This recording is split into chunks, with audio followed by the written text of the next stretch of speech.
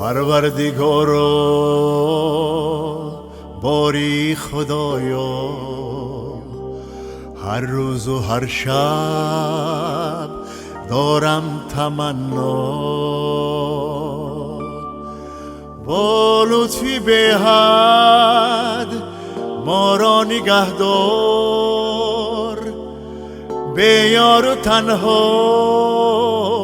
مگذار ما را.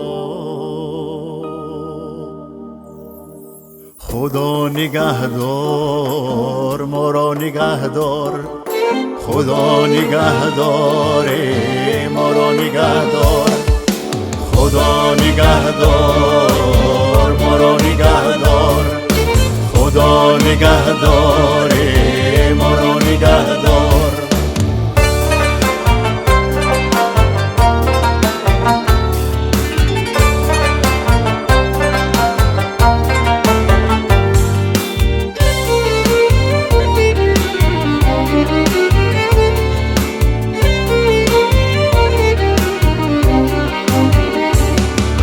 رهماندگان را آور به منزل، بین مای آسان هر بندی مشکل.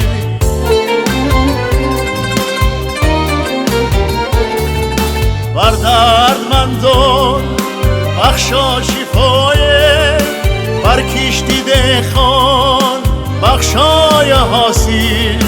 ما را نگهدار از تنگ دستی، از کبر و مستی، از خود پرستی.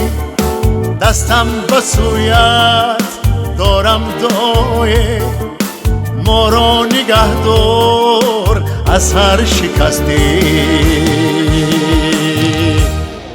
خدا نگهدار ما را نگهدار، خدا نگهدار ما را نگهدار.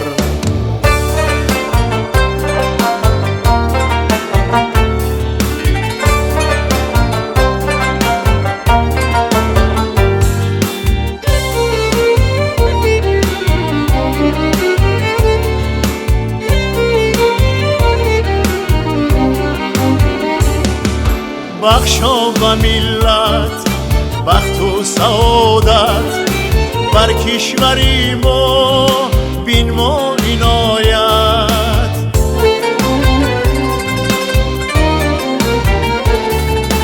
ما را نگهدار از هر بلای، بر راستی کن ما را هدایت. ما را نگهدار از تنگ دستی، از کبر و مستی، از خود پرستی.